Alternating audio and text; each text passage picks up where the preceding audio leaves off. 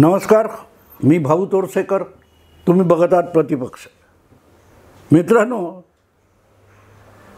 शरद पवारांना धक्का द्यायचा तर बारामतीला सुरुंग लावला पाहिजे हे जितकं फडणवीसांना कळत होतं तितकंच ते अमित शहा आणि नरेंद्र मोदींना कळत होतं. आणि म्हणूनच आजपर्यंत म्हणजे गेल्या 10 वर्षात आपण कानाडोळा केल्यासारखं शरद पवारांना महाराष्ट्रात उचापती करू दिल्या. ती आपली चूक झाली हे मोदी शहांच्या लक्षात आलं. त्यामुळेच अखेरचा पर्याय म्हणून बारामतीला सुरुंग लावण्याचा प्लॅन झाला. आणि मी यापूर्वीच सांगितलेलं आहे, ह्या प्लॅन काल परवा महाराष्ट्रात 2 वर्षापूर्वी सत्ता बदलाच्या निमित्ताने घडलेला नव्हता, त्याच्या आधी घडला होता. ज्या वेळेला बहुमत मिळवलेली महायुती फोडून उद्धव ठाकरेंना मुख्यमंत्रीपदाची लालूच दाखवून, आमिष दाखवून निवडणूक जिंकलेल्या देवेंद्र फडणवीसांना विरोधी पक्षात बसायची नामुष्की शरद पवारांनी आणली आणि सोकॉल्ड गुगली टाकली. तेव्हापासूनच अमित शहा आणि मोदी यांनी ठरवलेलं होतं की आता ऑपरेशन शरद पवार केलं पाहिजे, ऑपरेशन बारामती केलं पाहिजे. कारण जोपर्यंत शरद पवार यांच्यासारखं व्यक्ती आणि प्रवृत्ती महाराष्ट्रात आहेत तोपर्यंत महाराष्ट्र हे विकसनशील राज्य आणि विकसित राज्य डबघाईला जाऊ शकतं. देशाच्या विकास कामामध्ये महाराष्ट्राचं योगदान पदोपदी घटत जाऊ शकतं. त्यामुळे परवानांचा बंदोबस्त केल्याशिवाय महाराष्ट्राला देशाच्या राजकारणामध्ये मोठ्या ताकदीने उतरवता येणार नाही. आणि म्हणूनच सुरुंग लावायचा तर बारामतीला लावायचा हा निर्णय 2019च्या अखेरीस अगदी करोनाच्या आधीपासूनच मोदी आणि शहांनी घेतलेला होता. आणि पवारांना असं वाटत होतं की मोदी शहा म्हणजे काय, उद्धव ठाकरे आहेत, आपण यांना खेळवू शकतो. आपण जसे इतर पक्षांना आणि इतर नेत्यांना खेळवत बसतो आणि पत्रकारांना खेळवतो त्यापेक्षा मोदी शहा वेगळे नाहीत अशी पवारांची समजूत होती. पण पवार विसरतात की दिल्लीला पोचण्याआधी अमित शहा किंवा त्याच्याहीपेक्षा नरेंद्र मोदी यांनी गुजरातमधल्या पवारांसारख्या अनेक मुरब्बी आणि जुन्या अनुभवी राजकारण्यांना निवृत्त करून टाकलं होतं. काशीराम राणा असतील, केशुभाई पटेल असतील, शंकरसिंग वाघेला असतील, सुरेश मेहता असतील, दिलीप पारेख असतील, एकापेक्षा एक दिग्गज काँग्रेसचे गुजरातमधले किंवा भाजपचे गुजरातमधले नेते निवृत्त करूनच मोदी दिल्लीवर स्वार झाले. दिल्लीकडे त्यांनी स्वारी केली. पण गुजरात इतका स्मूथ करून टाकला आहे की गुजरातमध्ये माझ्याशिवाय गुजरात चालणार नाही, माझ्याशिवाय गुजरातचं राजकारण चालणार नाही असा म्हणणारा कोणीही नेता शिल्लक राहिलेला नाही. गुजरातची अवस्था बघा तुम्ही. 95 साली भारतीय जनता पक्ष बहुमतात निवडून आला तेव्हा गुजरातमध्ये माधवसिंग सोलंकी यांच्यापासून अनेक नेते होते. तसेच केशुभाई आणि शंकरसिंग वाघेला यासारखे भाजपतले नेते होते, एकमेकाची टक्कर घेणारे होते. आणि मोदी चित्रात कुठेही नव्हते. पण या लोकांच्या सगळ्या राजकीय हाणामारीत आणि व्यक्तिगत बेबनामामध्ये गुजरातचं प्रचंड नुकसान होत होतं.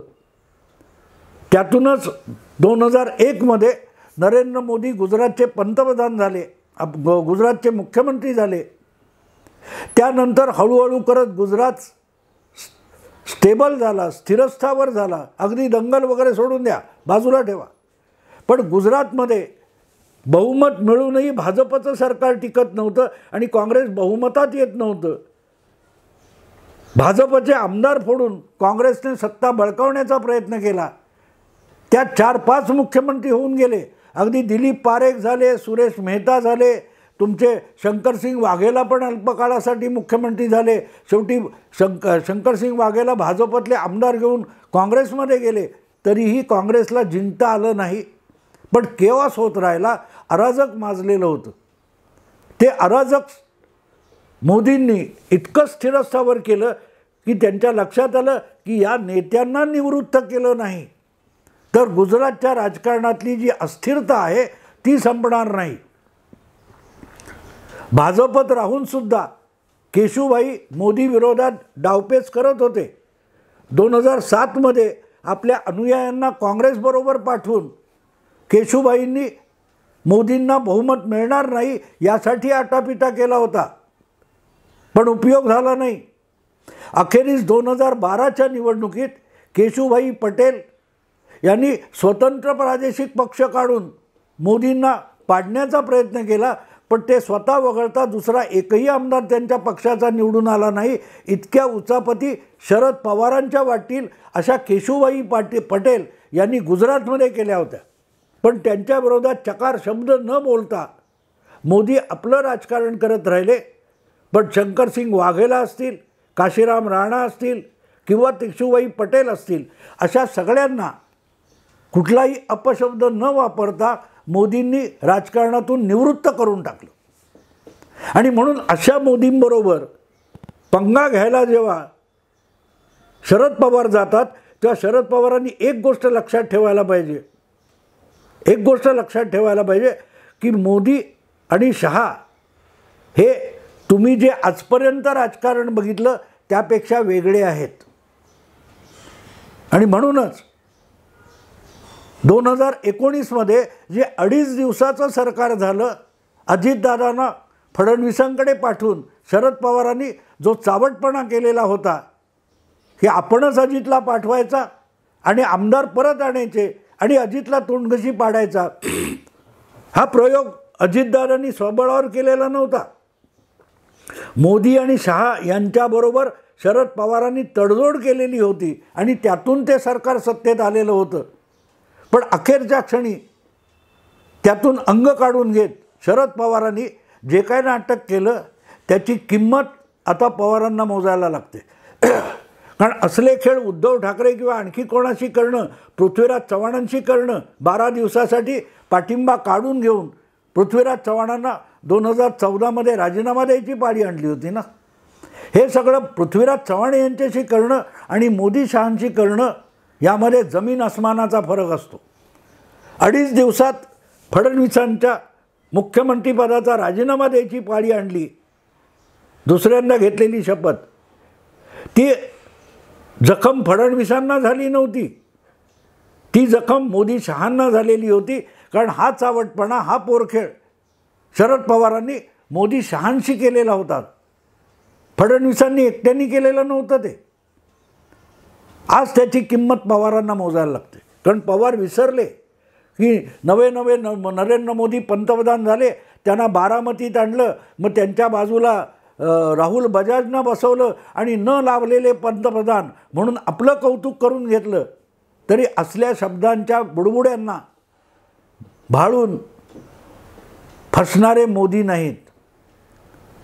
मोदी अशा शब्दांना फसत नाहीत. आणि मोदींनी मग पवारांना चढवलं होतं. पवारांचं बोट पकडून तर राजकारणाला लागलो, पवारांकडून राजकारण शिकलो, असे गोंजारणारे शब्द मोदींनी वापरले. तरी ते शब्द खरे नसतात हे पवारांना कळायला खूप वेळ लागला. पद्मभूषण वगैरे काय ते पद्म पुरस्कार दिला, पण त्याचा राजकारणात उपयोग नसतो. त्याचा उपयोग करून मला पद्मभूषण काय पद्म पुरस्कार का दिला असं पवार उलटं विचारू शकत नाही. आणि म्हणून ते 2.5 दिवसाचं सरकार हा घातपात मोदी शहांच्या विरोधातला होता. आणि तेव्हाच ठरलं होतं की बारामतीला सुरुंग लावायचं. आणि मोदी शहा थंडा करके पिओवाले, घाई नाही त्यांना. आज ठरवलं उद्या केलं, बघून घेतो असलं नाही. त्यांनी अत्यंत थंड डोक्याने प्लॅन जो केला त्याचे धमाके आता होत आहेत. आणि हे सगळं पार्श्वभूमी मी नव्याने सांगतो असं नाही, यापूर्वी अनेकदा सांगितलं आहे. पण त्याचा एक नवा सूर मला काल परवा बघायला मिळाला. काल परवा आता बारामतीमध्ये अजितदादांना फोडायचं आणि उपमुख्यमंत्रीपद द्यायचं, त्यांच्याबरोबर आलेल्या आमदारांना 9 मंत्रिपदं द्यायची, हा सगळा खटाटोप कशासाठी होता? भाजपतले सुद्धा, भाजपचे अनेक समर्थक आणि कार्यकर्ते अजितदादा इकडे आल्यामुळे नाराज आहेत, ही वस्तुस्थिती आहे. पण मोदी शहांचे डावपेच हे दूरगामी असतात. हे ज्यांना कळतील त्यांनाच राजकारण कळू शकतं. मोदी शहांनी अत्यंत धूर्तपणे हे सगळं केलं. याचं कारण जोपर्यंत बारामतीमध्ये सुप्रियाताई म्हणजे पर्यायाने शरद पवारांचा पराभव होत नाही तोपर्यंत महाराष्ट्रातून पवारांचा मराठी राजकारणावर असलेला पगडा संपणार नाही. म्हणून बारामती जो माणूस वाचवू शकत नाही तो महाराष्ट्राचा नेता कसा होणार, ही परिस्थिती निर्माण करणं आवश्यक होतं. आणि त्यासाठी अजितदादांना उपमुख्यमंत्रीपद द्यायचं, त्यांच्या सहकाऱ्यांना 9 मंत्रिपदं द्यायची. पण बदल्यात अजितदादांनी सुप्रियाताईंचाच किंवा शरद पवारांचा बारामती लोकसभा मतदारसंघात पराभव करायचा हा करार होता. करार काय होता? मतं वाढवायला, मतांची टक्केवारी वाढवायला अजितदादांना महायुतीत आणलेलं नाही. अजितदादांवर एकच जबाबदारी टाकलेली आहे, ती म्हणजे बारामती, खुद्द बारामती लोकसभा मतदारसंघामध्ये शरद पवार किंवा त्यांच्या मुलीचा पराभव करणे, जगाला दाखवून देणं की शरद पवार जाणता नेता, महामेरू, सह्याद्री वगैरे म्हणतात, त्याला आपला लोकसभा मतदारसंघसुद्धा राखता येत नाही, वाचवता येत नाही, जिंकता येत नाही. या सगळ्याची किंमत एक उपमुख्यमंत्रीपद आणि 8 मंत्रिपदं आहेत. इतर मतदारसंघामध्ये मतं मिळवण्यासाठी राष्ट्रवादी फोडली वगैरे असं काही नाही आहे. अजितदादांवर फक्त एक जबाबदारी, बारामतीमध्ये शरद पवारांचं खच्चीकरण करणं. डॉक्टर राम मनोहर लोहिया जे समाजवादी नेते आणि विचारवंत होते ते म्हणायचे, मोठ्या राक्षसाला संपवण्यासाठी छोट्या राक्षसाची मदत घ्यावी लागते. अजितदादा भाजपच्या लोकांना आवडत नसतील, खरं आहे. पण एक लक्षात ठेवा, अजितदादांच्या रागापोटी शरद पवारांना सवलत देणं, मोकळीक देणं अधिक घातक आहे. आणि हे दिल्लीत बसून मोदींना कळत असेल तर इथल्या भाजपच्या समर्थकांना, कार्यकर्त्यांना कळलं पाहिजे. अजितदादांना बढावा दिला जात नाही आहे. अजितदादांचा उपयोग करून शरद पवारांची सद्दी संपवायची, बारामतीतून शरद पवारांना हद्दपार व्हायची वेळ आणायची की महाराष्ट्रातून शरद पवारांची लुडबुड संपली. तेलंगणातून महाराष्ट्र पादाक्रांत करायला आलेले के चंद्रशेखर राव गेल्या 4-5 महिन्यात त्यांचं नाव तरी कोणी ऐकलं का नाही ऐकलं? असे हवेत उडणारे असतात, त्यांचे पतंग कापले जातात तेव्हा त्यांना जगाला तोंड दाखवायची लाज वाटते. शरद पवार महाराष्ट्राचे कधी अनभिषिक्त नेता नव्हते. लुडबुड, उचापती, कुरापती, त्याला शह द्यायला त्यांच्याच मतदारसंघात त्यांना पराभूत करणं आवश्यक आहे. नाहीतरी म्हणतात ना हल्ली, ये मोदी है, ये नया भारत है, ये घर में घुसकर मारेगा. कळलं? घर में घुसकर मारेगा याचा अर्थ शरद पवारांना आता कळत असेल. सुप्रियाताई म्हणतात ना, घर फोडलं, याला म्हणतात घर में घुसकर मारेगा. बारामतीत येऊन तुमचा पराभव करू, गुजरातमध्ये, दिल्लीत आमच्या पराभवाच्या गोष्टी सोडून द्या, तुमच्या बारामती मतदारसंघात तुमचा पराभव करू. आणि हे करताना मोदी आणि शहा कसे कसे डावपेच खेळतात त्याचा अंदाज हवा असेल तर 30 जून 2022ची आठवण करा. उद्धव ठाकरे यांनी मुख्यमंत्रीपदाचा आणि महाविकास आघाडी सरकारचा राजीनामा राज्यपालांकडे देऊन टाकला होता. राज्यपालांनी विरोधी नेता असलेल्या देवेंद्र फडणवीसांना आमंत्रित केलं. तुम्ही सरकार बनवणार का विचारलं. त्यांनी ते आमंत्रण स्वीकारलं आणि चर्चा केली. तोपर्यंत गोव्यातून एकनाथ शिंदे मुंबईत आलेले होते. त्यानंतर एकनाथ शिंदे आणि देवेंद्र फडणवीस राज्यपालांकडे गेले, राजभवनावर गेले आणि त्यानंतर परत आलेल्या देवेंद्र फडणवीसांनी एक पत्रकार परिषद घेतली होती. सगळे ऐकणारे जे होते ते ऐकायला उत्सुक होते किंवा त्यांनाही माहिती होतं की होणार तर आता आज किंवा उद्या देवेंद्र फडणवीस मुख्यमंत्री म्हणून शपथ घेणार, एकनाथ शिंदे त्यांच्या मंत्रिमंडळात असणार. पण अजिब ऐकायला मिळालं लोकांना. फडणवीस म्हणाले मुख्यमंत्री एकनाथ शिंदे होणार आणि मी सरकारमध्ये सहभागी होणार नाही, मी सरकारपासून बाहेर बसेन, भाजप आणि शिवसेना यांचं सरकार होईल, एकनाथ शिंदे मुख्यमंत्री होतील, मी सरकारमध्ये नसेन. आणि पुढल्या 2 तासात अशी चक्र फिरली की देवेंद्र फडणवीस उपमुख्यमंत्री झाले. अमित शहानी घोषित करून टाकलं फडणवीस उपमुख्यमंत्री म्हणून शपथ घेणार आणि निमूटपणे देवेंद्र फडणवीस उपमुख्यमंत्री व्हायला गेले. राजकारणातले डावपेच अमित शहा किंवा नरेंद्र मोदी कसे खेळतात बघा. जोपर्यंत देवेंद्र फडणवीस शिंदेंचं नाव सांगत नव्हते तोपर्यंत सगळ्यांना देवेंद्र मुख्यमंत्री वाटत होता.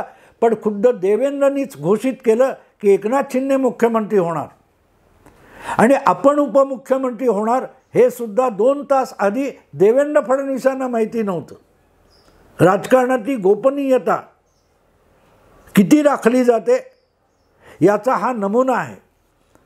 आणि असे देवेंद्र फडणवीस अचानकपणे काल परवा बारामती लोकसभा मतदारसंघात जाऊन पोहोचले. बारामती लोकसभा मतदारसंघाचा एक घटक, एक भाग असलेली इंदापूर विधानसभेची जी जागा आहे तिथे सुनेत्रा पवार यांचा प्रचार करायला, रोड शो करायला उपमुख्यमंत्री देवेंद्र फडणवीस जाऊन पोहोचले. दुसऱ्या उपमुख्यमंत्र्याच्या पत्नीचा प्रचार करायला पहिला उपमुख्यमंत्री देवेंद्र फडणवीस जाऊन पोहोचले. आणि कुठे पोहोचले तर दीर्घकाळ अजितदादा आणि हर्षवर्धन पाटील यांचा जो बेबनाव चालू आहे त्याच्यावर पांघरूण घालायला देवेंद्र फडणवीस इंदापूरला जाऊन पोहोचले. जो इंदापूर हा विधानसभा मतदारसंघ बारामती लोकसभा मतदारसंघाचा एक हिस्सा आहे. कारण सरळ आहे मित्रांनो, कारण सरळ आहे. अगदी त्या मतदारसंघाचा आमदारसुद्धा अजितदादांचा विश्वासू आहे आणि अजितदादांबरोबरच भाजपच्या गोटात आलेला आहे. तरी हर्षवर्धन पाटील यांची नाराजी, हर्षवर्धन पाटलांची नाराजी ही लोकसभा मतदानामध्ये गफलत करू शकेल, थोडीफार गफलत करू शकेल, तर ती सुद्धा होता कामा नये. गेल्या विधानसभा निवडणुकीत किंवा लोकसभा निवडणुकीत जी राष्ट्रवादी म्हणून अजितदादांनी इंदापूरमधली दत्ता भरणेंच्या मदतीने मिळवलेली मतं आहेत ती सगळीच्या सगळी सुनेत्रा पवारांच्या पारड्यात आली पाहिजेत. याची खातरजमा करायला खुद्द देवेंद्र फडणवीस हे इंदापूरला जाऊन पोहोचले. भाजप निवडणूक लढवतो म्हणजे गंमत नसते मित्रांनो. लढायचं तर जिंकण्यासाठी लढायचं असतं. हरलो तरी 72, पण लढून हरायचं. पराभव मान्य करून हरायचं नाही. अखेरच्या क्षणापर्यंत झुंज द्यायची. एक गोष्ट इंचसुद्धा लढवायचा. याला मोदी शहांची भाजप म्हणतात. आणि साधी सरळ गोष्ट आहे, अजितदादांनाही जाणीव असणार हे दत्ता भरणे आपण निवडून आलेला आमदार असेल, हर्षवर्धन पाटलांना आपणच पाडलेला आहे आणि दत्ता भरणेला आपणच निवडून आणलेला आहे. पण तरीही या क्षणी आपली मूळची जी ताकद आहे ती दुभंगलेली आहे. अशा वेळेला आपल्याला हर्षवर्धन पाटलांची गरज आहे.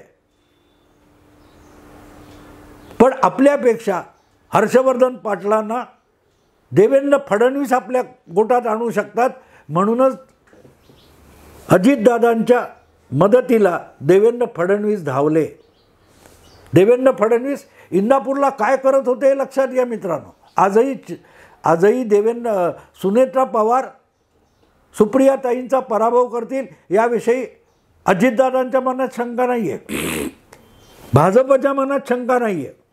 6 पैकी 2 आमदार भाजपचे आहेत, 2 आमदार अजितदादांचे आहेत, उरलेले 2 आमदार काँग्रेसचे आहेत. त्यापैकी एक काँग्रेसचा आमदार हा शरद पवारांचा कट्टर वैरी आहे, ज्याला अनंतराव थोपटे म्हणतात, संग्राम थोपटे म्हणतात. पुढे पवारांची बाजू अत्यंत दुबळी आहे. कितीही कॅमेरे लावा, काहीही करा, लोकांच्या मुलाखती घ्या, आम्ही पवारांसोबत आहोत सांगणाऱ्या मुलाखती दाखवा, पण तळागाळातली मतं ही पवारांच्या विरोधात जी झालेली आहेत ती यावेळेला एकवटणार आहेत. पण त्यातसुद्धा कुठलीही कसर राहू नये याची अजितदादांपेक्षा भारतीय जनता पक्ष काळजी घेतोय, हे विसरू नका. कारण मुद्दा अजितदादा जिंकण्याचा नाही आहे. बारामतीची निवडणूक जी आहे ही अजितदादांचा विजय किंवा अजितदादांच्या पत्नीने लोकसभेत पोहोचणं असा बिलकुल नाही आहे. बारामतीची निवडणूक सुप्रियाताईंच्या पराभवासाठी लढवली जाते. भाजप आपली सगळी ताकद अजितदादांच्या मागे उभी करणार आहे. आणि का उभी करणार आहे? त्यांना सुनेत्रा पवार, अजितदादांच्या पत्नी, यांना विजयी करायचं असं मानत असाल तर तुम्ही चुकीचा समज करून घेतला आहे. मुद्दा सुप्रियाताईंच्या पराभवाशी निगडीत आहे. आणि सुप्रियाताईंचा पराभव म्हणजे महाराष्ट्राच्या राजकारणातून शरद पवार या प्रवृत्तीचा शेवट असतो. अजूनही धाकधूक असलेले अनेक जण पवार काही चमत्कार घडवू शकतात या भ्रमात असलेले लोक आहेत, ते पवारांना आजसुद्धा मदत करतील. पण बारामतीमध्ये सुप्रियाताईंचा पराभव झाला तर पवारांच्या राजकारणाची 4 दशकानंतर 5 दशकानंतर त्याच बारामतीमध्ये झालेली ती इतिश्री असेल. आणि एकदा बारामतीत पवारांचा पराभव झाला की जे काय 7-8 3.5 जिल्हे मानले जातात जिथे पवारांचा अफाट पराभव आहे आणि पवार म्हणजे गुगली वगैरे वगैरे ज्या भ्रम आहे, त्या भ्रमाचा भोपळा सुप्रियाताईंच्या पराभवातून फुटणार. आणि त्यासाठी जितके परिश्रम अजितदादा सुनेत्राताईंच्यासाठी घेणार नाहीत त्यापेक्षा अनेक पटीने मेहनत आणि कष्ट भाजप उपसणार आहे. आणि तेवढ्यासाठी देवेंद्र फडणवीस यांच्यासारखा शिलेदार, मला खात्री आहे अमित शहा आणि JP नड्डा यांनी इंदापूरला पाठवला. दिसायला देवेंद्र फडणवीस इंदापूरला गेले होते, पण इंदापूरला जाणं म्हणजेच बारामती लोकसभा मतदारसंघात जाणं. देवेंद्र फडणवीस यांनी रोड शो करून दाखवून दिलं बारामतीकरांना, बारामती लोकसभा मतदारसंघाच्या मतदारांना दाखवून दिलं की सुनेत्रा पवार ह्या अजितदादांच्या पक्षाच्या घड्याळ चिन्हावर उभ्या आहेत. पण त्या जिंकून येणं ही भाजपची सगळ्यात मोठी टॉप प्रायोरिटी आहे, हे दाखवून देण्यासाठीच देवेंद्र फडणवीस हे बारामती इंदापूरला पोहोचलेले होते. वरकरणी सांगितलं गेलं, पण याची सगळी पार्श्वभूमी लक्षात घेतली तर सुनेत्रा पवारांचा विजय हा दुय्यम आहे आणि सुप्रियाताईंचा पराभव हे उद्दिष्ट आहे. हे जर लक्षात घेतलं तर मग अजितदादाने इकडे का आणलं, उपमुख्यमंत्री का केलं, या सगळ्या प्रश्नांची उत्तरं मिळतील. आणि आणखीन एक गोष्ट सांगतो की अजितदादांना पुण्याचं पालकमंत्री व्हायचं होतं, त्यासाठी आपलं पालकमंत्रीपद चंद्रकांत दादा पाटलांनी सोडलं. तेव्हाही ते म्हणाले होते की काही मोठं साध्य करायचं असेल तर त्यासाठी छोटी मोठी किंमत द्यावी लागते. पुण्याचं पालकमंत्रीपद चंद्रकांत दादांनी सोडलं कारण बारामतीमध्ये सुप्रियाताईंचा आणि पर्यायाने शरद पवारांचा पराभव हे मोठं उद्दिष्ट आहे. इतके सगळे धागेदोरे जोडा, मग तुम्हाला कळेल अजितदादा दुय्यम विषय आहे, सुनेत्रा पवार दुय्यम विषय, सुप्रियाताईंचा पराभव हा मुख्य विषय. मित्रांनो, आता इथेच थांबतो. आवडलं लाईक करा, शेअर करा, सबस्क्राईब करा. नमस्कार.